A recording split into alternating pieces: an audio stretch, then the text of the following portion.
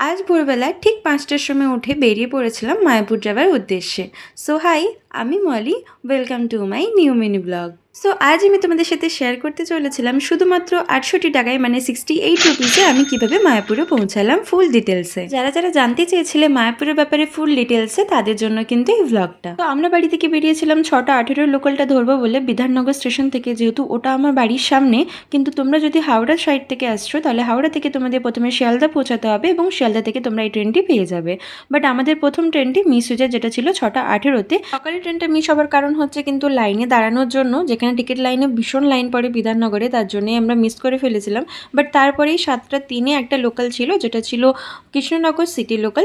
আমরা কিন্তু বসে ওটার জন্য ওয়েট করছিলাম, হাতে আরও আধ ঘন্টা সময় ছিল, তাই মা একটু চাটা খেয়ে নিল। তো তারপর কিন্তু আমাদের ট্রেন চলে এসছে, অন টাইম ছিল। এখানে ট্রেনগুলো কিন্তু বেশিক্ষণ দাঁড়ায় না, তো মিস করবে না। তো আমরা উঠে পড়েছিলাম, আর এই ট্রেনে আমাদের পার পার্সন 25 রুপিস করে পড়েছিল।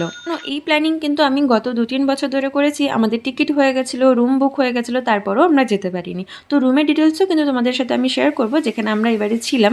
রুমটা ছিল ভীষণ ভালো।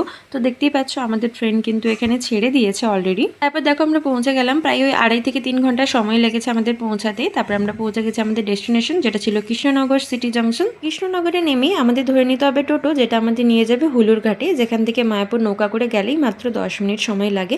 তো প্রথমে যে টোটোগুলো পড়ে না স্টেশনে নামলেই, ওগুলো অ্যাভয়েড করার চেষ্টা করবে। একটু সামনের দিকে গেলেই দেখতে পাবে টোটো অটো দাঁড়িয়ে আছে, যেগুলো 25 to 35 রুপিস নেবে তোমার কাছ থেকে।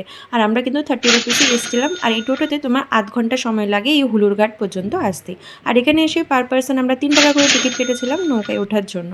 মাত্র ৩ টাকায়, ভাবতে পারছো আজকাল 3 টাকায় তো একটা চকলেটও হয় না ভালো। তারপর আমরা চলে গেলাম এখানে নৌকায় চড়তে। আর এখান থেকে মাত্র কিন্তু এই ঘাট থেকে ওই ঘাটে তোমাদের পার করবে, যেটা 5 মিনিট ম্যাক্সিমাম সময় লাগে।